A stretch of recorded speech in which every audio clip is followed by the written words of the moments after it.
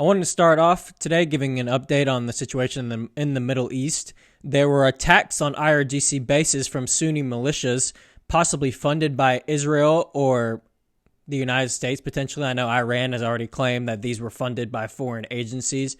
There's not much to say on those as of now. Those just happened last night. There were some explosions on IRGC bases and some fighting between Sunni militias and IRGC members.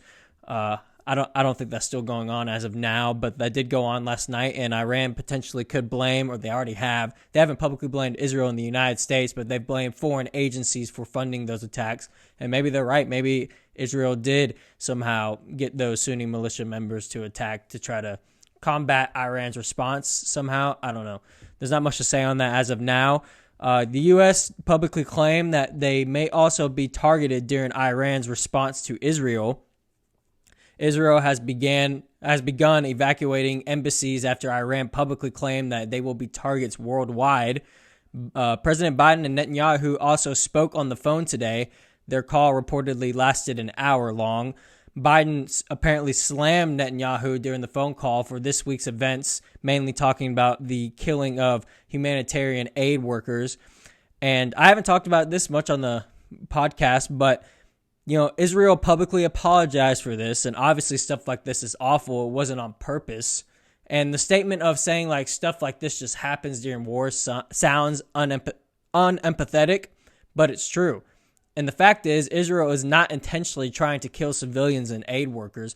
I mean, look back at the root of who started the war, Hamas.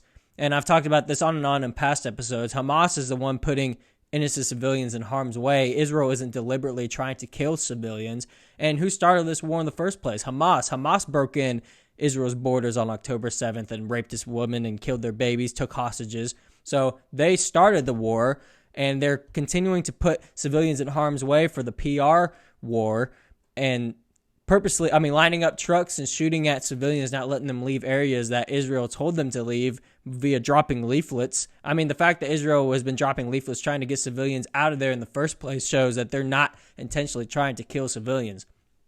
Like I said, the statement saying that stuff like this just happens during war sounds unempathetic, but it's true. Don't start the war in the first place, Hamas, and don't put civilians in harm's way. Obviously, stuff like this is awful, and Israel publicly acknowledged that it wasn't on purpose and apologized for it. Obviously, it doesn't make it any better, and it's awful when innocent civilians, especially aid workers trying to help innocent civilians in Gaza, when they get in harm's way. But like I said, it's war, and Israel didn't start this war. They're not trying to kill civilians, and obviously the stuff like this is tragic, and I'm not trying to say it's not tragic, but this is war. And like I said, look back at the root of who started the war. It wasn't Israel. It was Hamas.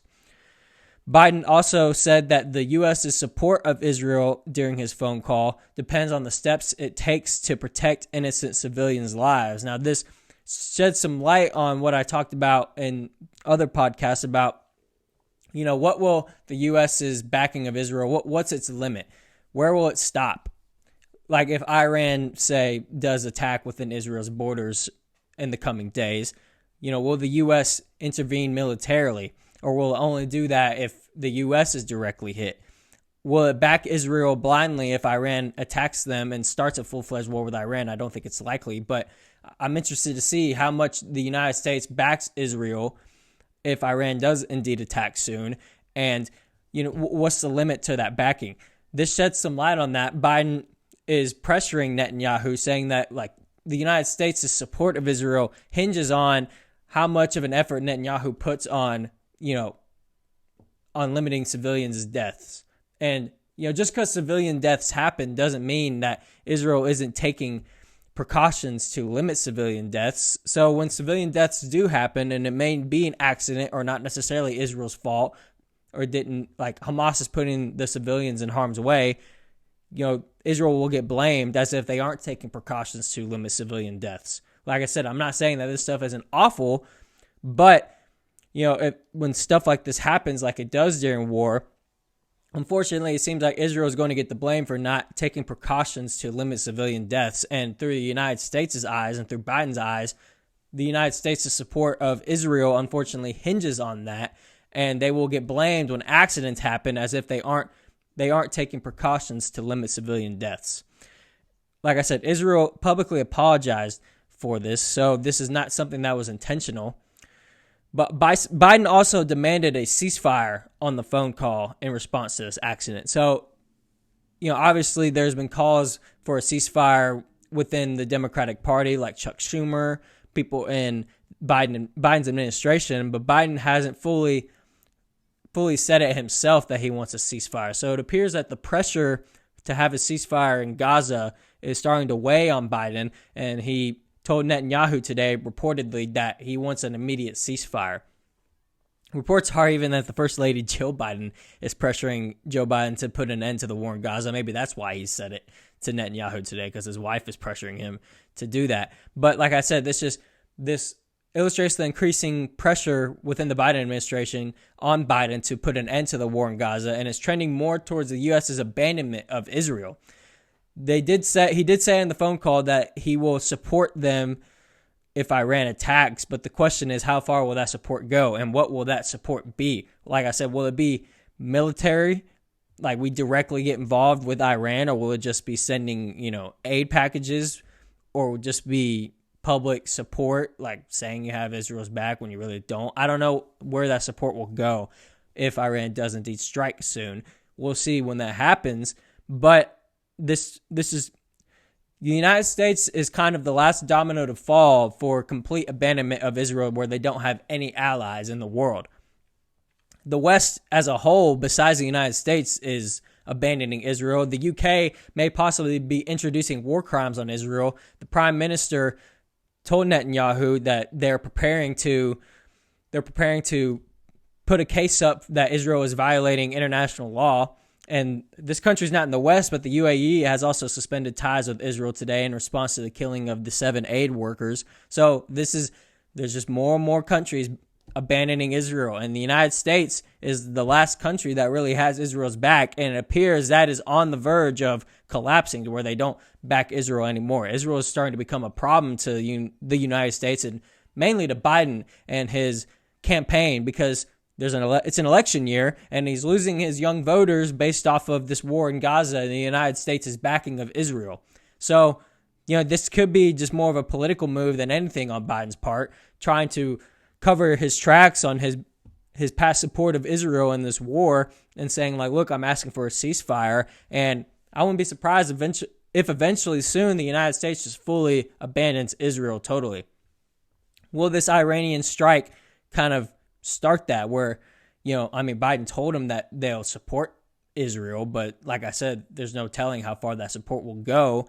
But if Iran does indeed strike Israel and sees, the United States, they aren't backing Israel as much as we thought, because what really has stopped a war between Iran and Israel in the past is the United States would be involved, and they would kind of be starting a direct fight with the United States along with Israel. But if Iran strikes Israel and sees that the United States didn't really fully respond to how much they thought they would, they may see that as an incentive to, we can fully get involved now. The United States isn't going to do anything about it. And, not just Iran, but also maybe Hezbollah and all of Iranian's proxies get involved with Iran, and it's full-fledged war in the Middle East, and Israel has nobody to back them up, with the United States no longer being its ally.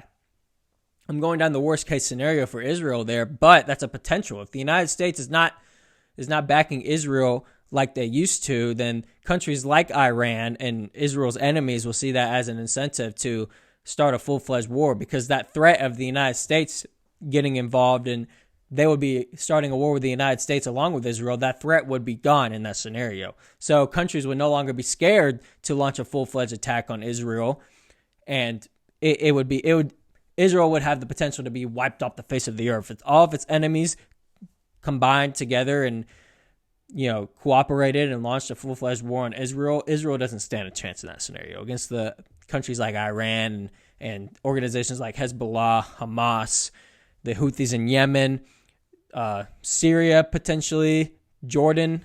So the United States slowly abandoning Israel is not a good sign for Israel, because they need the United States' support, not only militarily, but just to have that threat have that threat be present for Israel's enemies. Like, look, if you start a fight with us, you're starting a fight with the United States too, the strongest military on earth.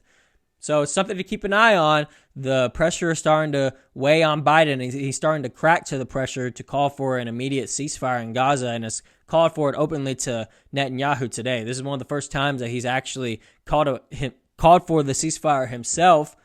Like I said, people around him and in his administration have done so, but this is sort of the first time that he's said it himself.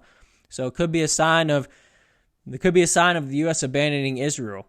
So it's something to keep an eye on, and we'll see if Iran does indeed strike Israel. Keep an eye on what the United States' response would be and how much they support and back Israel. Even if they're not attacked, how much will they help Israel in that scenario? It'll be a tell on where things are going, and it'll be a tell on how much of an escalation countries like Iran will put on Israel if the United States isn't there to back Israel in that scenario.